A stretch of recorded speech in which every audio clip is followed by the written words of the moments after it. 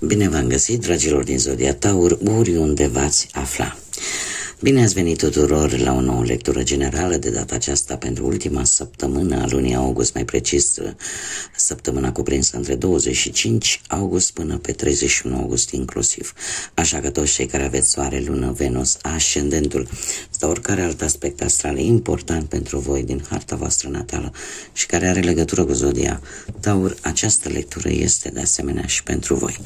Ca de fiecare dată, vă rog să țineți cont de faptul că este totuși o lectură generală, așa că luați decât acele mesaje care vor rezona cu voi, restul lăsați-le să zboare în univers, pentru că sigur sunt pentru alte energii care într-o mai mică sau mai mare măsură au o legătură cu Zodia Taur. Și haideți să începem această lectură cu energia săptămânii, în funcție de ce simțiți, de ce vă doriți, de ce situație vă aflați, care este energia, dragilor mei din Taur, în săptămâna 25, nu vrea, 25 august până pe 31 august. Să vedem. Foarte interesant, avem o energie a lucrurilor pe care nu le lăsați să iasă la suprafață. Se pare că sunteți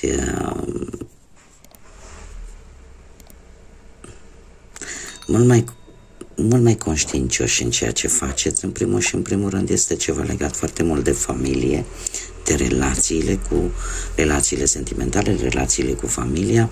Avem de asemenea cifra 8, da, care îmi vorbește de ambiție, îmi vorbește de liberul arbitru, de posibilitatea de a-ți alege propriul drum, de posibilitatea sau poate de faptul că îți dai seama că sunt lucruri unde depinde foarte mult de ceea ce tu decizi să faci. De asemenea, o schimbare importantă care va avea loc pentru voi, dragilor, în următoarea săptămână. Perceperea unor situații, a unor persoane, a unor probleme va fi una cât mai pătrunzătoare, așa, cât mai în amănunțit. Și eu aș spune că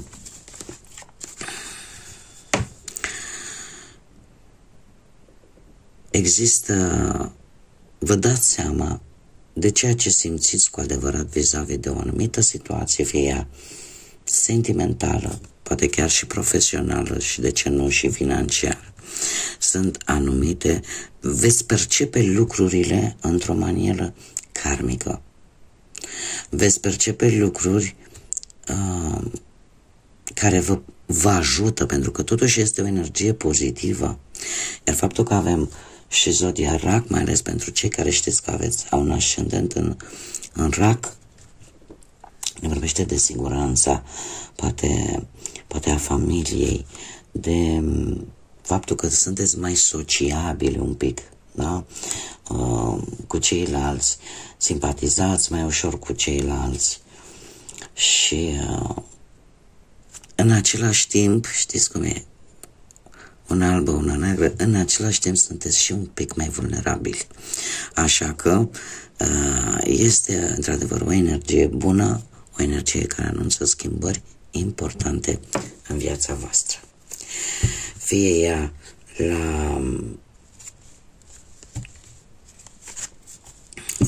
ea la nivel, poate, mă uitam acum că efectiv îmi încurcă fraza. Continue, fie la nivel profesional, material sau sentimental. Și vreau să vă spun că, foarte curios, chiar m-am uitat, la un moment dat cărțile erau împărțite în 3, lucruri care eu le-am lăsat corecte și m-am trezit cu ele împărțite în 3. Haideți să vedem ce poate simboliza acest lucru pentru voi. Deci, ce vine pentru dragii mei din Taur în următoarea perioadă, cuprinsă între 25 până pe 31 august, atât pe plan profesional, financiar, cât și sentimental? Există aici ceva gânduri care vă blochează, nehotărâre. Ia să vedem de ce au vrut cărțile să se întoarcă așa.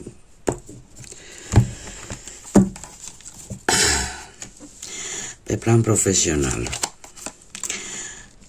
profesional se pare că vă asigurați foarte bine jobul, încercați să vă protejați de ceilalți, să vă puneți, să fiți siguri, domne, jobul ăsta e al meu, nu mi-l ia nimeni. Avem ca și zodii care ar putea interveni pe planul ăsta profesional, avem zodii de apă, Rac, Pești sau Scorpion. Trebuie să vă zic că pe planul ăsta profesional e posibil ca anumite proiecte în sfârșit să înceapă să se miște. Lucru care până la sfârșitul săptămânii, aș zice, poate să aducă foarte multe îmbunătățiri. Nu știu, că vine vreo promoție, că vine vreo avansare, că în sfârșit găsești ceva de muncă. Cumva lucrurile încep să fie mai fluide, încep să se miște pe planul ăsta al muncii. Ce scuze. Asta ce înseamnă? Asta înseamnă că lucrurile nu mai sunt blocate. Se vede mișcare pe planul profesional. Și asta pentru că ați avut grijă, ați avut foarte mare grijă să vă impuneți. Să vă impuneți poate pentru a obține un job, să vă impuneți poate pentru a vă păstra un job sau, pe mare atenție, unii dintre voi posibil chiar să vreți să vă deschideți poate propria voastră afacere. Și încep lucrurile să se miște, încep să se pună un pic în aplicare, da? Chiar dacă ele vor evolua nu foarte rapid, dar faptul că sunt sigure și că în felul ăsta puteți avansa nu este deloc rău. E posibil ca unii care caută un loc de muncă să primească mai multe oferte. Încercați să rămâneți cu cele cât mai ferme, cât mai serioase.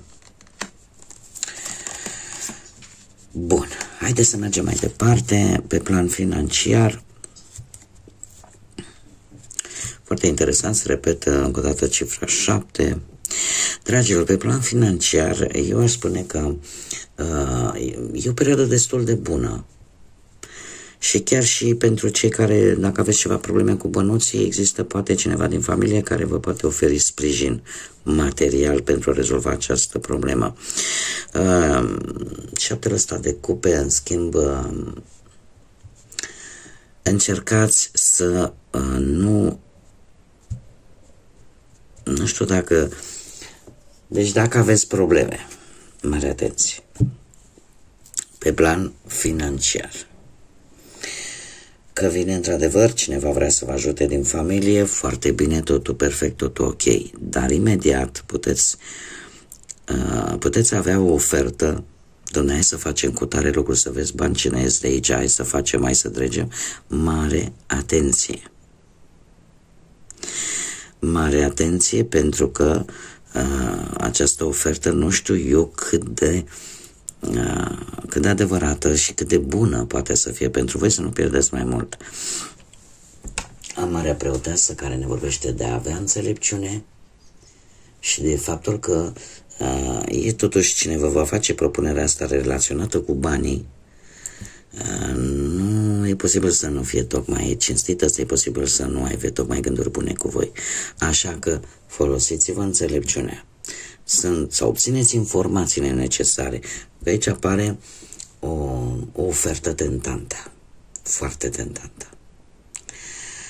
Și e bine totuși în această ultimă săptămână din august să dacă nu aveți toate informațiile necesare, să nu intrați în tot felul de jocuri de-astea legate de bani sau de propuneri legate de bani. Sau ai că, uite, indiferent că dai sau primești, îți dau eu niște bani și îmi dai atât la sută, sau hai să facem bani din cutare lucru. Deci luați-vă informațiile necesare sau evitați pur și simplu în această săptămână să luați bani, dar și să dați. De la personaje care, mai ales cei care aveți un ascendent într-o zodie de apă, intuiția o să vă spună, nu vă lăsați purtați de tot felul de promisiuni care e posibil să n-aibă nimic de văzut cu realitatea. Haideți să mergem mai departe. Partea sentimentală, cei care sunteți într-un cuplu. Dragilor, voi vă apropiați de închiderea unui capitol din viața voastră sentimentală, în sensul în care mi-apar foarte bine aspectat aici zodiile de pământ, cum sunteți voi. Deci și partenera voastră poate să aibă legătură cu zodiile de pământ, Taur, Fecioară sau Capricorn, da? Poate să fie la fel Taur ca voi sau alte zodii de pământ. Ce-mi spune acest lucru? Că se anunță ori de săptămâna viitoare, se anunță ori vreo nuntă, ori venirea pe lumea unui copilaș, ori vreo logodnă, sau pur și simplu, la modul general, te simți iubit. Te simți iubită, te simți protejată. Și asta pentru o lungă perioadă de timp. Lumea, ca și arcan major, reprezintă Saturn care vine cu o teamă care cumva parcă trebuie să se termine, sau faptul că voi trebuie să vă învingeți o anumită teamă în ceea ce privește relația voastră sentimentală. Ne vorbește într-adevăr de creștere, ne vorbește de îmbunătățiri, de reușite pe o lungă perioadă de timp. Deci ce se face acum? Pentru că s-a închis s-au închis poate anumite aspecte din viața voastră care trebuiau să se închidă. Nu neapărat că se închide relația, nu. Anumite aspecte ale relației care poate nu erau tocmai ok, ele reușesc să se încheie sau tu să treci peste anumite temeri pe care le aveai vis-a-vis de relația ta. Avem un rege de monede care îmi spune că este vorba ori de voi, ori de perechea voastră, cineva care este foarte sigur pe sine, există foarte multă ambiție și trebuie să vă spun că o problemă se rezolvă în relația voastră datorită onestității, datorită cinstei. Aceste probleme se vor rezolva, aceste probleme vor trece, iar sfârșitul de săptămână pentru voi va fi cu acest 3 de monede ca o cum să spun eu, ca o apreciere din partea perechii voastre față de voi sau voi față de perechea voastră. Și puteți concretiza împreună un proiect, o idee și să mergeți înainte. Așa că e de bine. Haideți să vedem ce singurei. Ei, pe uite, dragilor, voi sunteți aici, avem, deci, efectiv, cam toată lectura a fost monopolizată, ca să zic așa, de zodii de pământ, Taur, Fecioară, Capricorn, zodii de apă, Rac, Pești și Scorpion. Dragilor, voi cei care sunteți singurei, viața voastră sentimentală cu acest doi de bâte, sunteți pregătiți încă de la începutul săptămânii să, domne, nu mai stau în casă, nu mai vreau să ies, să socializez, vreau să mă simt frumos, frumoasă. O să fiți mult mai atenți sau să acordați, vreți să faceți o schimbare de fapt la aspectul vostru fizic, la cum vă simțiți voi, că atunci când vă uitați în oglindă veți aduce anumite îmbunătățiri, sunteți mult mai hotărâți pentru a cuceri, pur și simplu. Sfârșitul de săptămână vine cu totuși cu ideea asta de o ușoară disperare, pentru că voi vreți să atrageți atenția cuiva în mod deosebit. Trebuie să vă spun că nu trebuie să fiți disperați, să nu fiți necăjiți, pentru că foarte curând dragostea ajunge și pe strada voastră. Este, cum să spun eu, un moment tare bun, sfârșitul de august, pentru voi de a vă distra și de a ieși în societate. Nu trebuie neapărat să dați pe din afară, pentru că cine este făcut să fie pentru voi, va fi. Fiți voi înșivă, fiți voi așa cum sunteți construiți, și restul vor veni către voi.